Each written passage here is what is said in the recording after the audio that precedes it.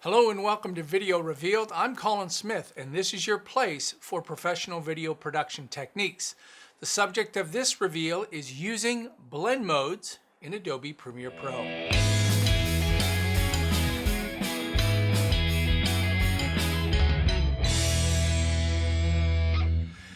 Now, admittedly, using blend modes is a very stylistic effect and should be used, carefully. But you've seen it in many of your favorite movies and television shows. If you come from Adobe Photoshop, then you already know blend modes. It's actually in many different applications, Adobe applications, but Photoshop users really start to understand screen, overlay, and multiply, those kinds of things. It's exactly the same for video inside Premiere Pro. Let's have a look.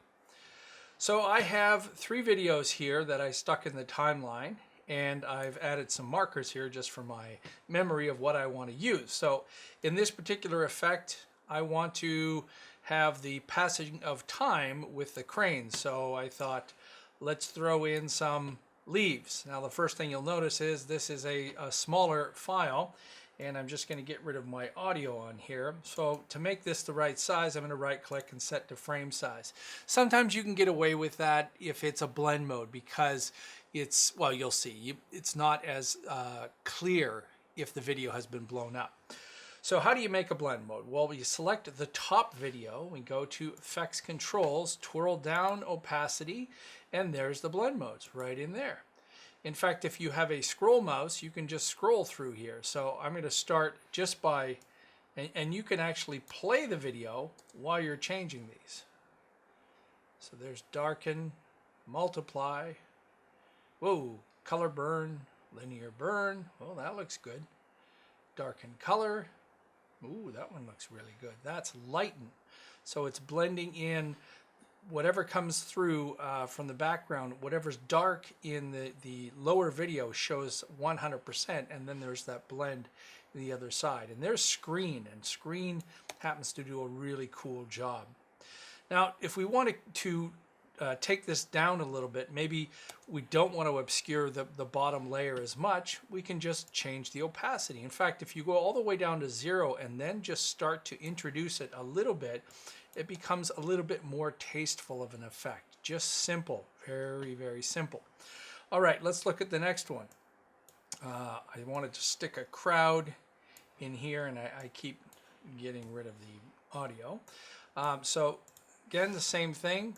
And by the way, we could have copied and pasted attributes, but let's go through here and see what this looks like. Oh, there's multiply, very dark effect inside there. Color burn. Now the one thing you'd have to watch out with something like color burn is because of the math with pixels and color, we very well could be exceeding the colors that can play on maybe some displays and definitely in the broadcast world. So if you ever take this out to television broadcast and you have things like pin light and color burn, color dodge, you're probably going to create colors that can't play properly. But for us, we're going to keep going. There's linear burn, darker color. There's lighten and screen again. Let's take screen down a little bit, and there we go.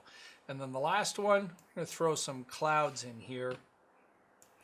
I'd like to thank the folks at pond5.com for some of these stock clips. Again, I'm going to right click and set to frame size. Let's go back to opacity and go through all of these different ones. Now this one's a little bit different. It actually doesn't look more in the context. It actually looks like we've got some steam rising out of here. Another interesting kind of effect. So there you go, pretty simple. Blend modes in Premiere Pro, just like Photoshop blend modes, but for video. And you can use them for stills too. So I could have put a still image over top of a video and have that blend. Remember, you've also got opacity settings inside there too to take those up, take those down, and create a cool, stylistic, blended look. Well, hopefully you found this informative. If you have, please click on the subscribe button for Video Revealed. If you're not already an Adobe Creative Cloud user, then get on over to adobe.com and download your free 30-day trial.